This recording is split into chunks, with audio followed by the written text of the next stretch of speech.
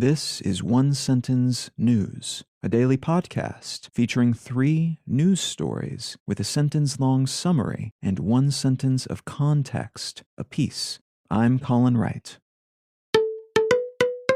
It's Thursday, February 24th, 2022. Let's talk about the news. From BBC News, biggest power plant in coal-reliant Australia to close early. A 2.88 gigawatt coal-fired power plant located north of Sydney will close in 2025, 7 years ahead of schedule. This coal plant, the Eraring plant, is the biggest of its kind in Australia and is closing early because its operators are having trouble coping with the influx of renewable options like wind and solar, which are increasingly cheap, even in heavily coal-reliant Australia. The plant will be replaced by a giant battery capable of storing up to 700 megawatts of energy on the site once it's decommissioned.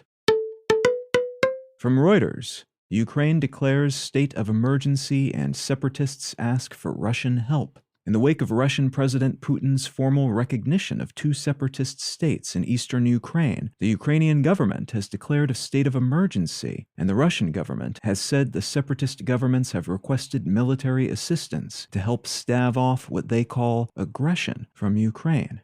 By all indications, the Ukrainian military has not moved to attack these separatist groups, and this claim is part of a larger effort to justify the Russian military's entry into the conflict on a more formal level, as they've already assisted the separatists over the past 8 years or so, but usually surreptitiously. Some reports suggest that tanks are being moved toward Ukraine's eastern flank from within Russia, and the Ukrainian government has started calling in military reservists to help defend against a potential near-future Russian incursion.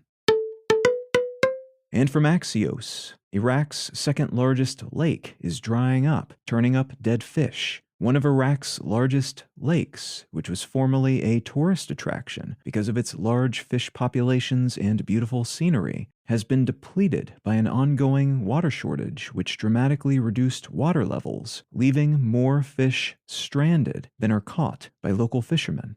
The Razaza Lake is man-made and was constructed between Anbar and Karbala to help control flooding in the Euphrates River basin and to be used as a reservoir for irrigation. But the lake is shrinking each year and has consequently been less useful as a reservoir or tourist attraction, which has in turn reduced the amount of upkeep it receives, leaving the remaining waters more polluted and the surrounding area fairly run down.